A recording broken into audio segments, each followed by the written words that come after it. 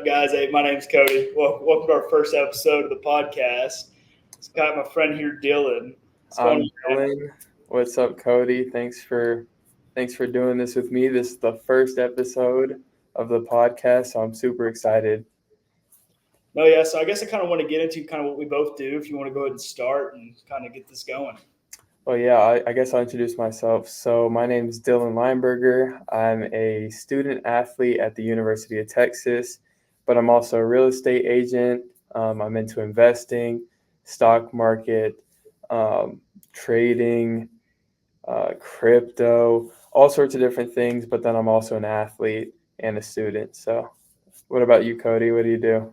Oh, I'm a student here at Texas Tech, Reckham. I mean, who's a UT fan? Oh, we don't know. But uh, yeah, I'm a student. I'm a senior at Tech, and ag and applied economics, to believe it or not. But I'm also a mortgage loan officer that works for a brokerage, and I also work with a investment company that builds build to rent communities for investors, and I kind of do a lot of their loans for them and kind of structure deals to see. I mean, what's the best way for our clients? And that's everything taking care of people is kind of the whole thing with both of our careers. Yeah, definitely. Same thing with me. Right now, I'm focusing on like the apartment locating side, and trying to build up my clientele there, and then scaling into the residential and eventually luxury side of real estate, while building my own portfolio of places. I imagine you're trying to do the same thing with your portfolio. No, yeah, I mean, that's a good place to start. I mean, we both are investor minded.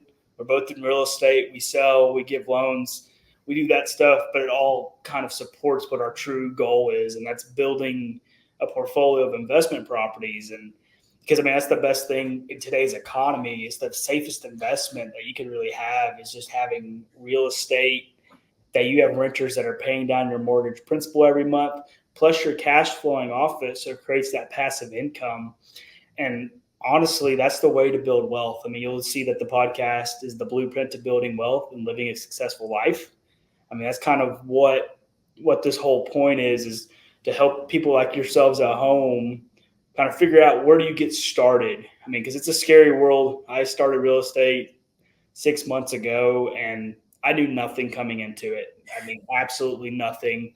I started as an intern. I went ahead and went to mortgage loan officer school. I learned a lot there, but nothing really puts it to perspective until you start actually doing it on what really takes place and how many moving parts it takes to get an investment property, one, purchased, but two, all the way through the closing table and funded. It's just crazy. Yeah. So, what kind of made you want to make the decision to go into real estate? I mean, think about all the other investments out there. You said real estate was safe, but why not get into stocks? Why not get into bonds? Why not get into any kind of other business venture? Why real estate? Well, I just feel like real estate has proven itself over the last hundreds of years that it's sustainable. I mean, Exactly. see stocks go up and down. I mean, a safe investment you can say is S&P 500, but it could lose 1,000, 2,000 points a day. Right. Even in the worst time in real estate, you may lose equity on your home, on your investment property, but you're still going to have that cash flow. You're still going to have that note being paid down. So let's say in 20 years, the property that you bought for 200,000 is worth 180,000, but you'll cash flow 40, 50, $60,000 off that property at the time, and then you just never sell it. The real estate market goes up and down. They're usually about 8 years, I would say. I mean, you're more of the property guy, but every 8 years, it could go up and down substantially. The last one we saw was kind of 2020. I mean, housing prices went through the roof, and I think Right. now starting to level out. But even you buy real estate today, I mean, the national average is a 3% increase on investment every year, and that's Exactly. significant. And you know what I find the most beneficial part about real estate is leverage and leveraging other people's money. When I think about real estate, I think about other people's money, and I can go put $50,000 down on a place, right? And a year later, it can increase in value by $10,000. The entire place can increase by $10,000, but I just made $10,000 off of 50,000 initial investment. Obviously, you have closing costs and all sorts of other things, but there's no other asset that can do it like real estate, especially when it comes to, fix and flips or value add properties. Value add is the greatest thing that there is. I mean, there's no other way to really get a return on your money other than value add. No, yeah, you mentioned flipping, and that's actually where a lot of people get started because it's very low capital to get going with it, and you can ultimately in 6 months you could double your money up. But that's, in my opinion, in real estate, that's actually some of your more risky side in real estate. I think Definitely. flips and commercial. I mean, those are your most risky side. I mean, prime example for commercial, offices are going away. I mean, Exactly. Yeah. we know that's happening. You have all these big buildings and all these cities that really are vacant. I mean, in Lubbock alone, we have office spaces that are 20% vacant, 40% vacant, and there's nobody who wants to rent them out because everybody's remote. Exactly. Same thing here. Kind of COVID took a turn for the commercial real estate side, and now everybody wants to work from home. So, I mean, you kind of do see those ups and downs when it comes to different types of real estate. So, I guess my personal favorite in real estate is, I would say, the Burr method. Just conceptualizing it, I kind of understand the Burr method and getting that cash flow refinancing and then doing it as many times as possible to get as many units as possible. What would you say you think is the best way to scale, grow wealth, and also kind of be conservative so you're not being risky flipping or anything else? Yeah, I think exactly how you said it. I know, like we do a lot of new development, build to rent Okay. communities. You say you put 25% down on one of those, your cash flow is not gonna be through the roof. But Right. that's not the point of it. You wait 3 or 4 years, then you pull out the equity that you've gained in that property, and now you're going to go have your down payment for your next property. I think the biggest thing, like when you're starting off, though, is using your W 2 income or your 1099 income to build passive income. Right. I agree.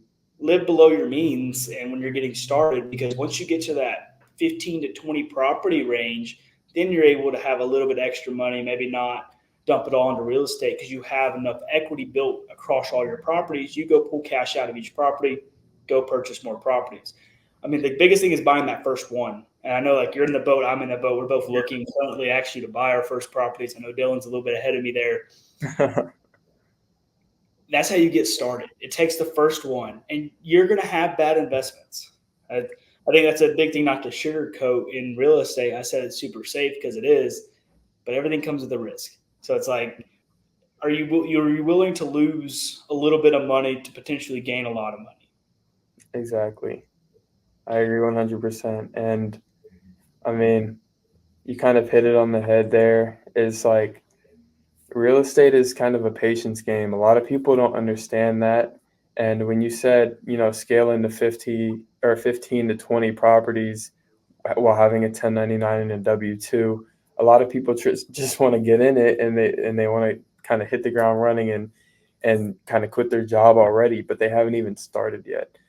I know real estate can kind of be intimidating at the start. I know it definitely was for me. I'm not sure if it was for you as much, but I know it's super intimidating, and a lot of people out here kind of need to realize that it takes time. But once you've created that, you know, that sustainability for yourself, those built up those units, kind of learned everything that you need to, it's well worth it in the end. Yo, yeah, to hit on that point even more, you have to be patient. Like you said it perfectly, because No, I for see a sure. lot on my end where we have investors, or I've dealt with investors, or I've heard stories from other real estate agents that I know that say that this investor came in and bought this property at this price, and then 1 year later they're selling and they're losing $20,000 on the property. And it's just because they're not patient enough. They think that they're going to get $700 a month for that one property day one, which, I mean, that's possible. You go in, you put 50, 60, 70% down, definitely. But if you're going to really do it the right way, Dylan mentioned this earlier, leveraging. Leveraging is a huge thing, and you're not going to get rich quick. But Right. in 10, 15 years, you're going to have $10 million worth of assets, $15 million worth of assets that's paid off. You may have a $30 to $40 million asset portfolio with 50% of it under loans. But I mean, that's how you really scale. If your idea for every property is just to pay cash the Dave Ramsey way. I mean, I agree a lot with a lot of the points he makes, but sometimes you got to know when to leverage. Yeah. When money And gets to 3%, when it was during COVID at 3% and 2%, I mean, that's when you should have gone in and bought as many investment properties as possible because it's free no, at that point. should have been buying in '08. Yeah, in 2008 as well. I mean, when the rates bottom out, Exactly. And so wells. you talked about Dave Ramsey a little bit. Dave Ramsey's a funny guy. Actually, I was listening to him the other day, and he talked about how he did use other people's money, and he would finance his deals, and he made a big mistake by over leveraging himself, and wasn't really familiar with what he was doing, and that's kind of why he turned to all cash. But I still feel like if you manage your risk accordingly, it can be super super beneficial, and then just making sure you're doing your due diligence. Um, and obviously he was okay in the end, right? He was able to still scale a portfolio. He was still able to, you know, have all these units and be able to pull in income, uh, without having the leverage. But it would have been 10 times easier had he done Yeah, that. imagine if he leveraged out like a lot of the investors that we talk with. They're leveraging out. I mean, 50% is leveraged out. Right. I mean, you're growing twice as fast. And I'm not trying to hate on Dave Ramsey. I mean, I think Yeah. for some people, that's the way you have to do it. You have Mhm. to take cash because you don't want to over leverage yourself, which I get. Right. That's why you got to consult people like myself, like Dylan, like other experts in the field when you're investing and you're new to it. I know everybody wants to go out there and purchase a class, which is great. It helps you learn, but it's this much. I mean, Yeah. it's a pinch of what real estate really is. Hmm. And so, talking to people that are in the game, in my opinion, networking is your biggest thing when trying to get into investment real estate because you're going to make mistakes. Every investor before you has made mistakes, and that's where you learn the most. Right. Right. I do think though, if you pay cash, cash is king. That's I great. mean, think about it's a little bit less risk, and if you can pay cash, then pay cash. And if you can afford to do that, but you'll be able to leverage yourself a whole lot more if you don't pay cash and you use leverage. It So also depends on what you want it for. I mean, there's some people out there that make millions and millions a year, and they're just honestly tired of working. They're tired of working for somebody. And right, I've seen this where people that make six, seven, $800,000 a year, they've been working in corporate for the last 10 years. They have millions in their savings accounts or money mutual funds. Money's growing, but they really just want to quit and kind of move on and be able to live this lifestyle where you're not tied down. And I'm not saying when you're an investor, you're not doing anything.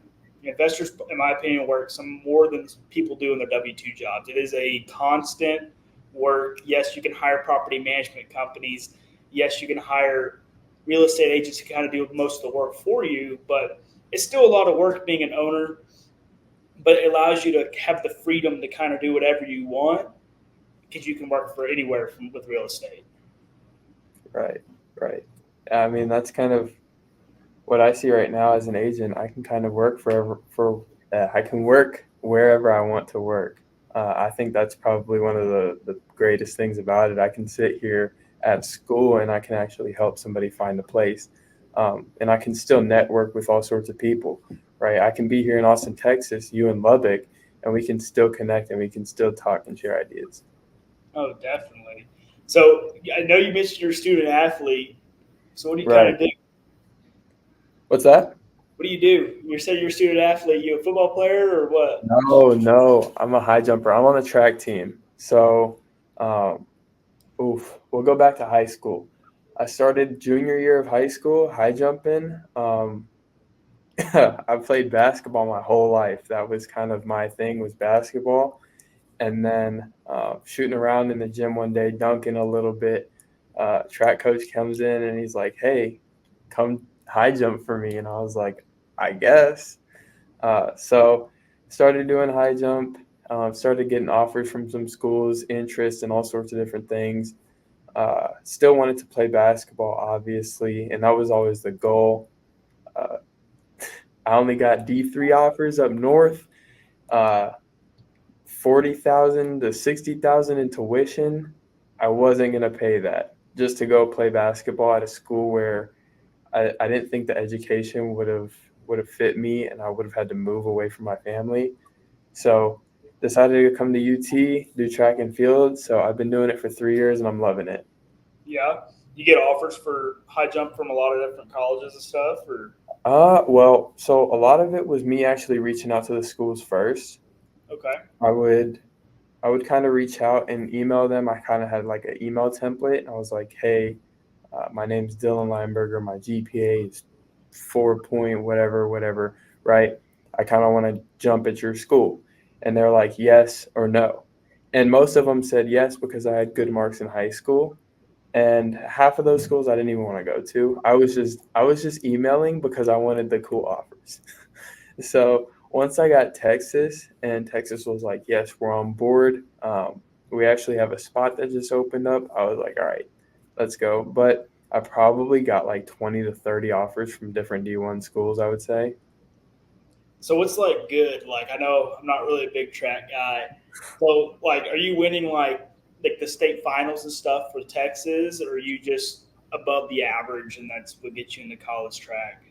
So in high school, I only jumped 6'9", and 6'9" is kind of like the barrier to entry for D1s. Okay. Once you hit like 6'9", 6'10", it's like okay, you can go D1. But once you hit 7 foot, 7 foot's like, okay, you go on scholarship, right? And that's where all the schools kind of want you. They all hit you up.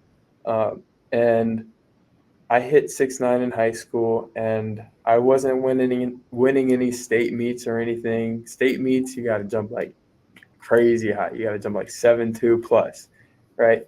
So I wasn't winning any state meets. I would probably say I was in the top 5%, 10 to 5%. So nothing insane, but it was enough to get me here. And then once I was here and I was focused on this, that's kind of when it takes off. So right now I'm jumping over 7 foot, which is good.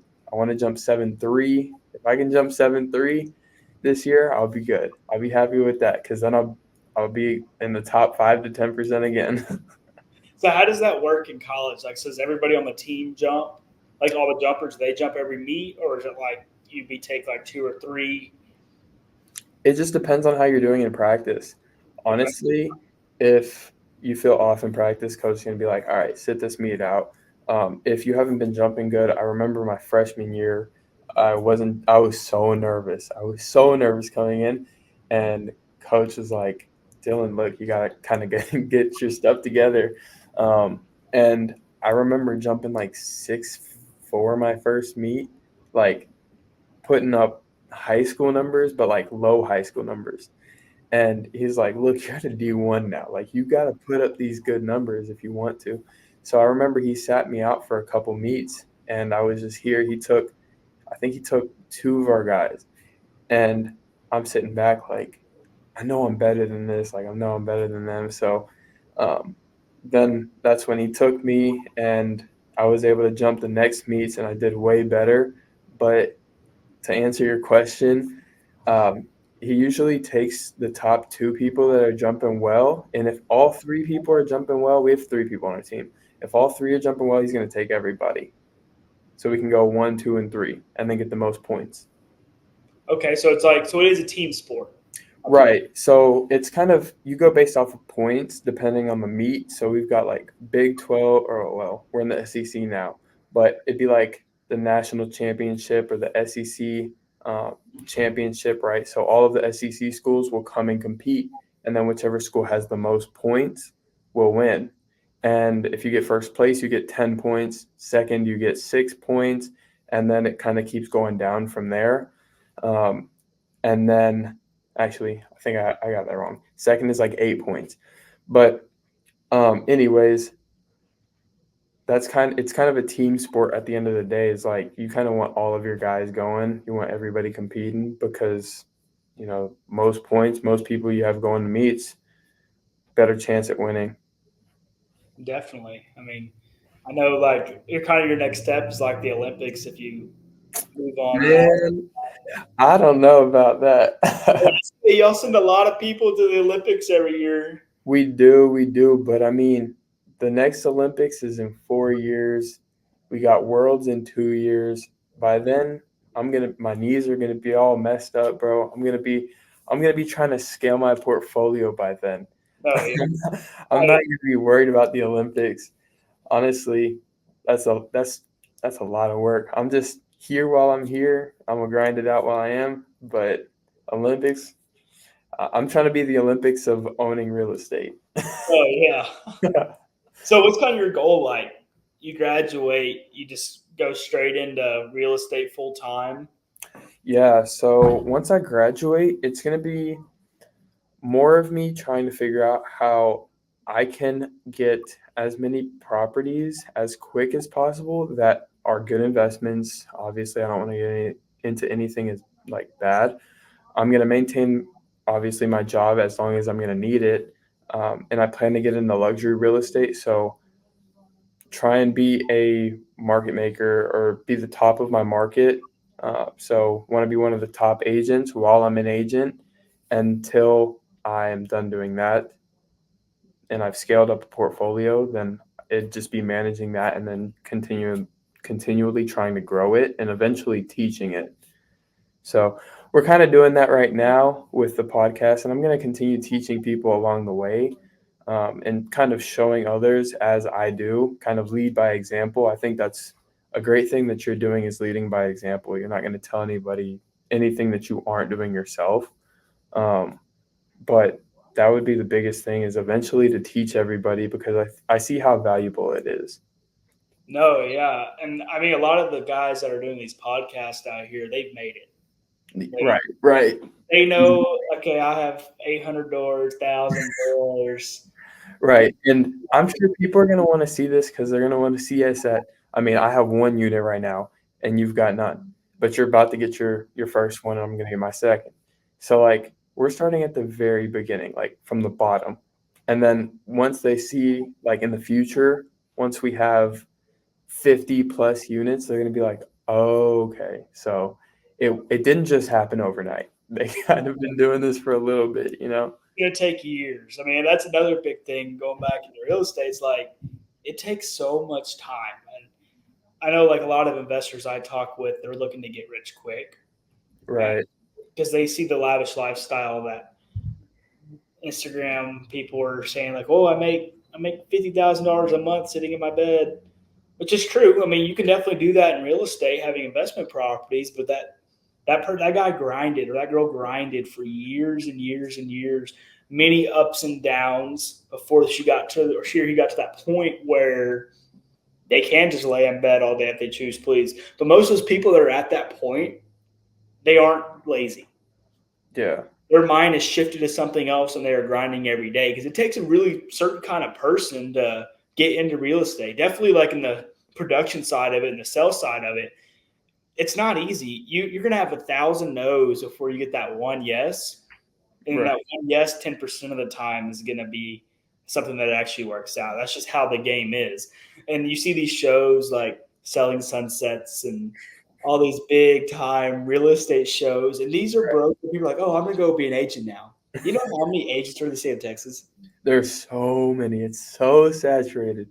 You literally, I was talking to some people today. It's like the top 20% make all of the 80%. That's like you have to be a leader in your market. You have to be in the top percent, right? You saying 20, I'm thinking more like 5. Well, you're probably right. I'm just thinking of the 80-20 rule. No, yeah. But like it's insane. You really have to be the best of the best to make it. And there's so many agents in Texas that think, oh, it's just gonna come easy to me. Like I'm gonna go work for this luxury brokerage and I'm gonna go make all this money and all this stuff. That's just not how it works. You're gonna have to grind. Either way, like a lot of people don't don't see this. I think social media has portrayed getting rich as something that needs to happen overnight. And, you know, some guys really do it. Some of these people with e-commerce brands, some of these people doing drop shipping, some of these people doing, what else is there? Give me some things. Oh, I see. I'm more. That's the crazy thing. You're like more diverse. I mean, I contribute to a Roth IRA. I purchase real estate and like the stocks market. Yeah, I watch it. I look at futures. I mean, futures are Stocks too, options too. A lot of guys, I mean, you can go sit in your room all day and you can go make 10K a day trading options. You just have to make the right trade. But some people portray it as like getting rich easy, getting rich quick. And then people get this false sense of like what they can accomplish kind of. And I don't want to tell somebody that they're not going to be able to do it because obviously, if you work hard enough, you can. But it kind of instills laziness in some people, and they're like, okay, this is what I'm going to do. I'm going to drop out of college. I'm going to go trade all day. And I don't know what y'all are doing, going and finding jobs. But, it's kind of fantasy for most people. Oh, definitely. I mean, it's crazy how many options out there are to make money. I mean, you can do so many things nowadays from your house than you ever could do before, and you can make more money than somebody that grinds every day. But people think that those people don't work, and and I mean, I work out of office, you work out of office, and we grind and grind and grind. But I mean, I'm working at home. I know you're working at home. You're working in your athletic facility, constantly trying to basically find clients and figure Hmm. out the real estate market. And there's so much to it. And most investors only post the good. They don't post them up till 10 o'clock at night because the deal's not going through and they're struggling to get a deal. They don't post that. I mean, that's just, people don't want to see the negative, right? All people want to see is the Yeah, positives. Like, it's like, it's easy. I know. I remember actually, I'll ask you first. We can kind of come back to how I chose real estate, but I want to ask you how you chose real estate and kind of why you were like, all right, this is it. I'm gonna nail down on this. And you kind of already answered that, but like, when did you find out? Like, was it somebody talked to you in high school? Like, how did you even come to know that it was a thing? So I'm going to go way back. When I was a freshman in college, a really good friend of mine named Jack Herring. Way back, bro. We're in our 20s, okay? 2 years back.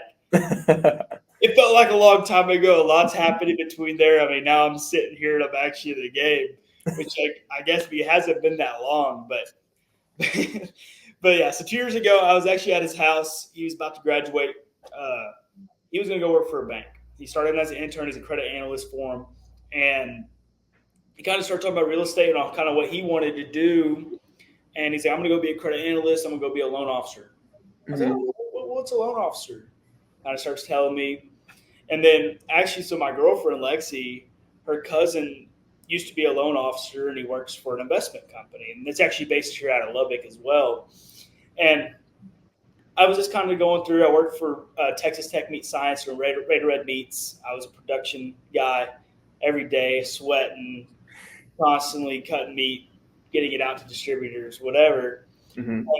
I mean, I was going into my senior year, and I was like, all right, I need to figure out what I'm going to do to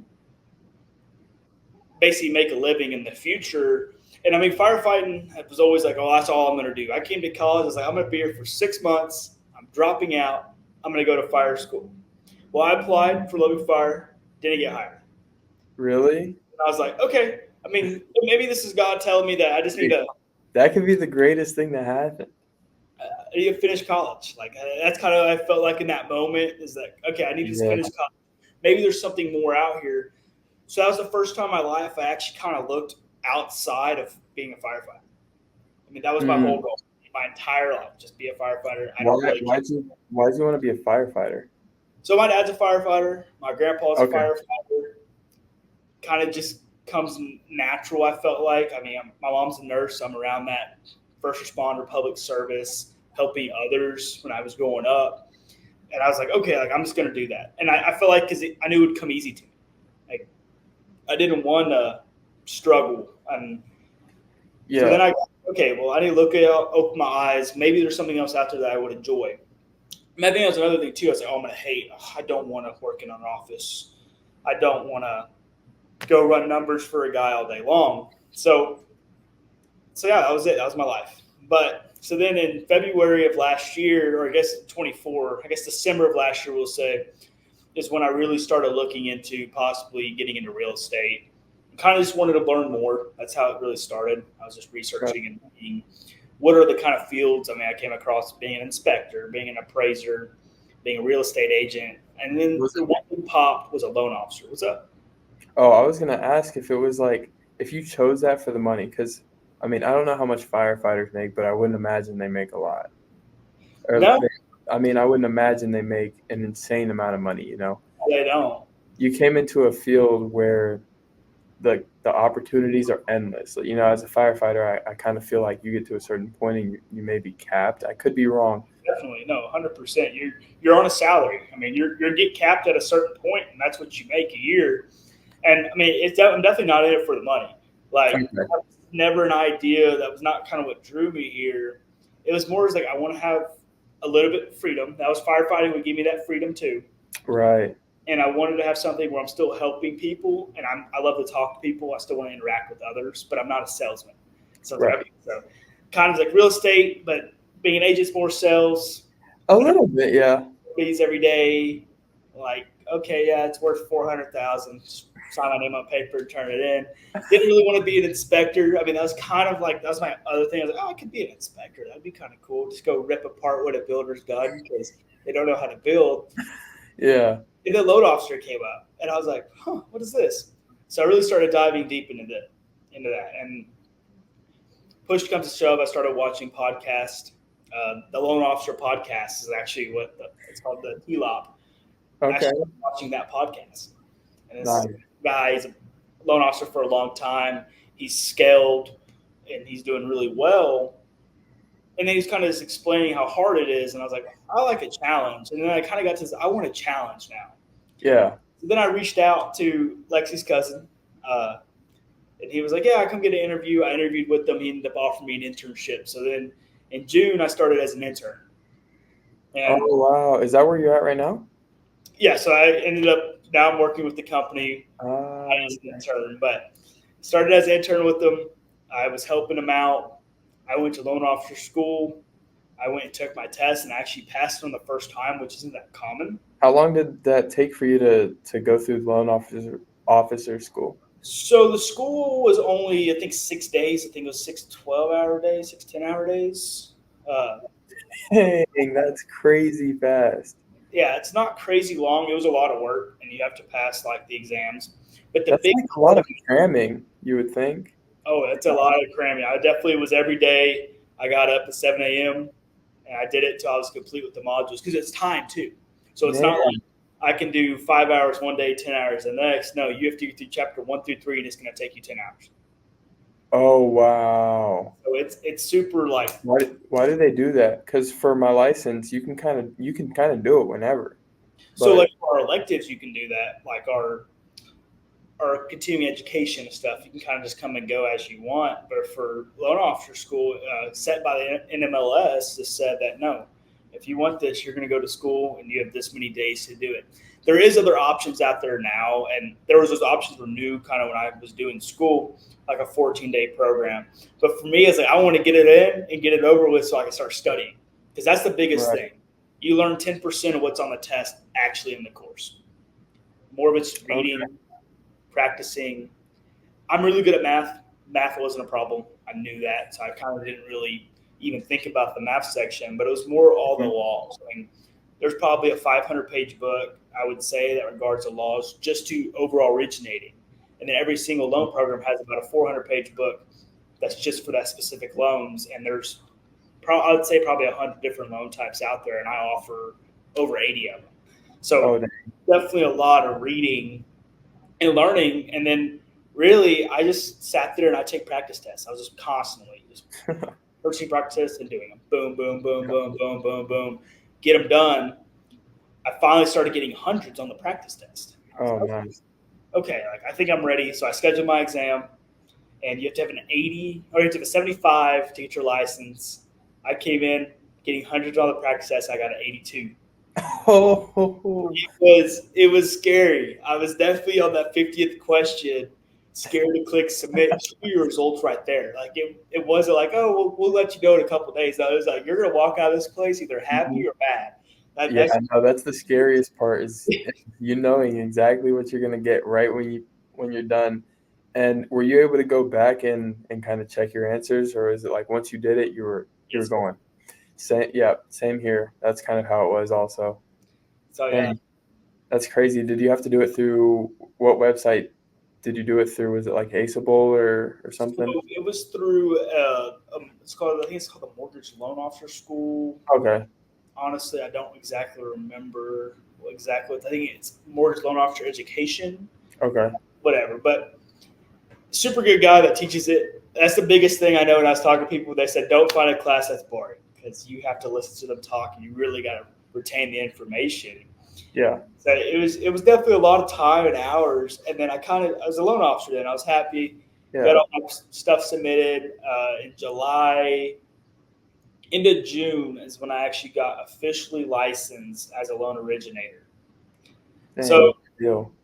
at that point, I was already kind of shadowing some of the loan officers that were I was interning under, and kind of got to see what they did and how they structured files. And I kind of just got thrown in. They were like, "That's the best way to learn." They asked me, "What's your best learning? Like, how do you learn?" I'm like, "Okay, yeah, just throw me into it.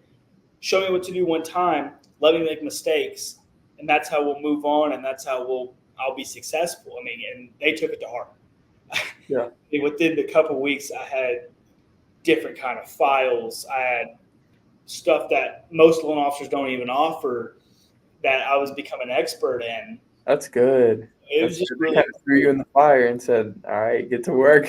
pretty much. He said, "Good luck." That was a lot of the emails I'd receive, and I'm doing these files. Just good luck, don't mess it up. If you have any questions, give me a call. And I mean, and I got to give credit to the guy I was working under, Nate. Nathan just, I mean, he took me under his wing and really showed me how to be a good loan originator. He's been in the game for a long time. He's done very well for himself, and without him, I don't think I could be in this position I am now, just because there's so much you learn. I don't know if I could even say I learned 1% on how to be an originator in school. It was more the laws. Like, That, and I know them by heart now. I know I can't do this. I know I can do that, which is great. But it doesn't apply to like the real world. You got to be a human. You can't be a robot. And I think that's a big thing too. When I first started, I was like, okay, I can't say that because that's against the law. Oh, I can't say that. And now I've been doing it. I'm like, okay, I just have a conversation with someone. I mean, you're selling yourself more than anything. exactly. Exactly. It's the same thing with being an agent too. There's certain things you can't say, but at the end of the day, you kind of have to be human. And then a lot of the things that, I learned in my course aren't I don't they're not applicable to what I do every single day. So it's it's completely different. And I also had another question for you. Like, what's your typical day look like as a loan officer? I'm not super familiar with everything that loan officers have to do. So, kind of just run me through like a typical day, um, things that you need to do, kind of how you get your clients, how you work with your clients, and all sorts of everything. I kind of want to know. No, yeah, definitely. So it's a little unique right now with my day because I have classes every day. So on Tuesdays and Thursdays, like today, I have class from 8:30 in the morning till 3:30 in the afternoon. And then Okay.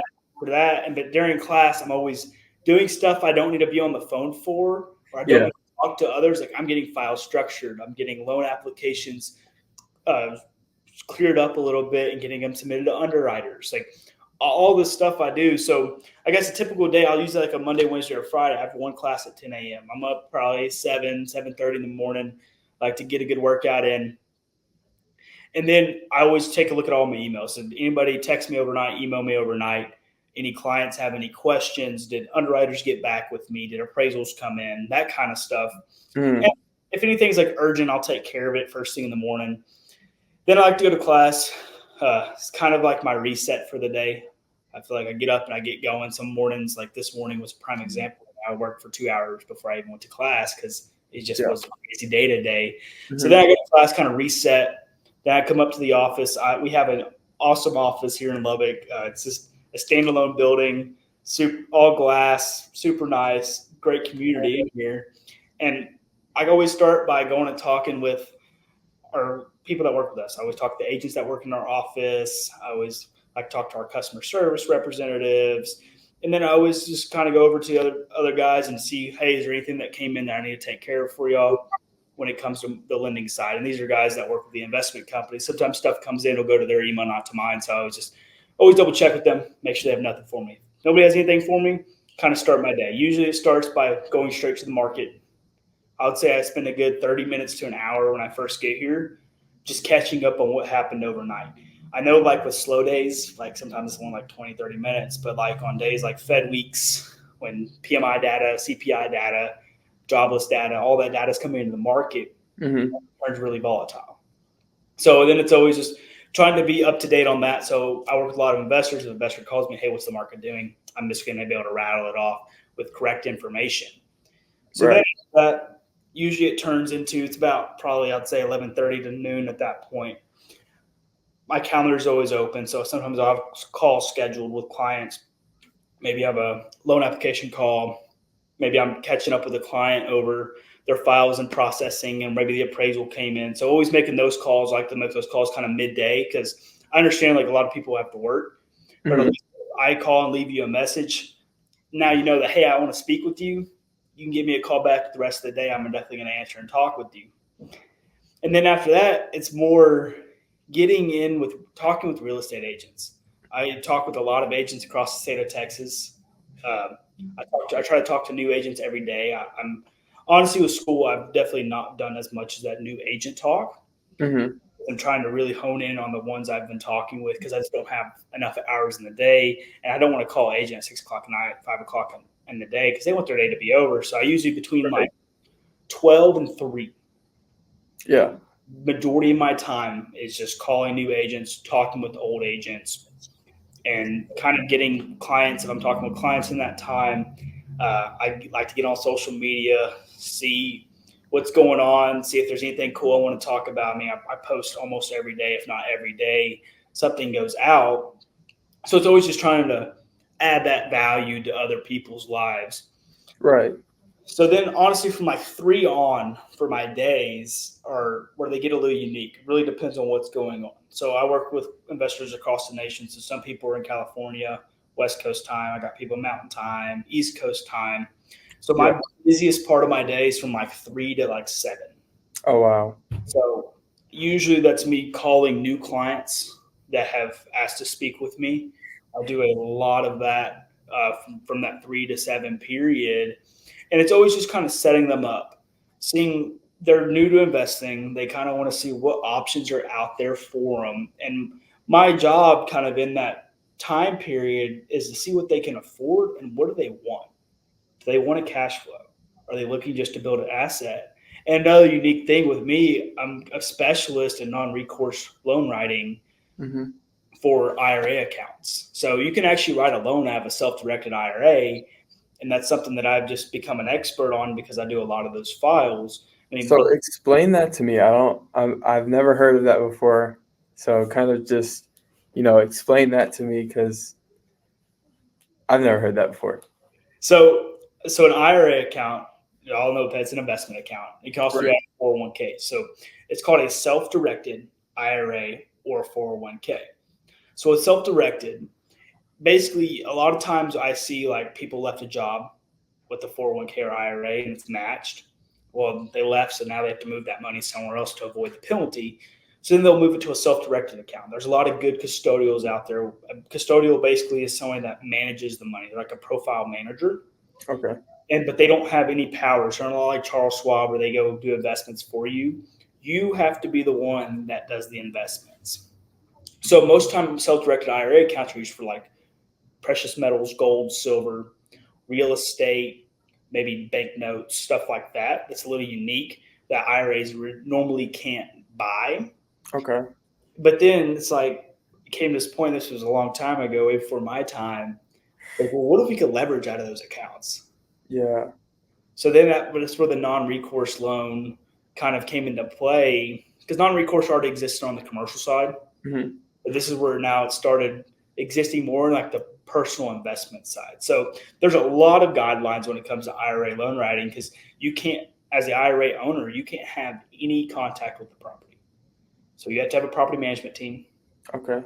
That's really the biggest thing. You can be in contact with the property management team, but you can't have direct correlation with the property, and you can't live in the property. Interesting. So if you purchase the property out of there, it does require a higher down payment because it is non-recourse, which means you are not responsible if you default. The property has to pay for the loan amount back to the bank if you default on the property. But the interest rates, then of course, it's more risky, so they're a little bit higher. But the biggest thing on those is we're only looking at the cash in the account. So it doesn't. I don't matter if your credit score is a 700, where like most investment loans is kind of hard to qualify for. A non-recourse, as long as you're not foreclosed on a bunch or defaulted on a bunch of home loans, you're qualified. And we look directly just at your IRA account. Okay. The amount of digging I do on people for those loans is so minimal. I ask for a driver's license, and then they put their social security number on an application, and then I submit it over to an underwriter, and we fill out the application. They're super streamlined. They do take a little bit of time to do because they do have to be with at least the lender I use. They have to be voted on by the board every loan that goes through to get approved because it is non-recourse. So the bank basically wants to make sure that they're covered if you default on the loan. So after that, it's pretty much hands off with the client. I always like to call every week, just kind of touch base with them. Hey, by the way, your loan's doing this. We ordered the appraisal today. Or, hey, we got your survey ordered. Just kind of just giving those frequent updates. Hey, do you have any questions for me? Did you receive anything from the bank? Do you have any questions about that? That kind of stuff. But other than that, I mean, it's super, in my opinion, it's one of the best loans out there if you're looking to get into investments. The only thing is the cash flow goes back into the account, which means, though, it's either tax deferred or tax exempt. So you are gaining that income and that asset that's either one of the two tax brackets. So you're not paying that capital tax every year on your earnings, which is nice. Cool. Yeah. So I don't know. It's a super good loan program. It's definitely, you have to find a loan officer that will do it. I think that's where I've done fairly well because. But you do it, see? Yeah, there's just not a lot of people that do it. I mean, to be honest, like in my brokerage out, the loan brokerage, there's only a few of us that know how to structure the deals. And they're really simple. It's easy to learn, but there's just not enough volume and not enough recognition that you can even do that to be able to be, I'm just a sole non-recourse IRA lender. So I don't know. It's pretty unique. I definitely would recommend it to anybody that has maybe been contributing for years into an IRA. If it's able to be self-directed, I definitely think that's the way to go. Stocks are great, but you can leverage out your income in that account and build an asset because the asset goes into that account. So let's say that you buy the property at $100,000 and then the market goes crazy and a year and a half later or 2 years later, it's $200,000, $300,000. That asset's in your account. That day, if you want to choose to sell, you could sell it. Now you get $300,000 in that account or pay the mortgage off, and then you have the rest of the remaining in the account. But that's it's super simple. Like that's so cool. That's so cool. Honestly, I mean, yeah, that's super, super cool. If you just have money sitting along or even had it invested in stocks, and then you're like, okay, I want to go buy something else with this. I want to go buy something physical with it, that you can go ahead and do that. That's so cool. And like for me, like I'm a physical guy. Like I don't like random numbers. Like, yeah, I understand the stock market. That's me. I like those. That's kind of, I don't know. It's kind of an adrenaline rush in a way, because I mean, when you get to a point where it almost doesn't even seem real. Yeah. It just depends on what you're trading. And I've traded a lot of things and I've made a lot of dumb mistakes and I've lost some money. I've also made a lot of money. And I will say when it comes to choosing between real estate and the stock market, man, stocks put up a pretty good competition against real estate. And I was gonna ask you that next, and kind of wanted to get into this more. Is, I mean, think about this: the S&P 500 brings in what? What would you say is a fair estimate of what it brings in per year? 10%.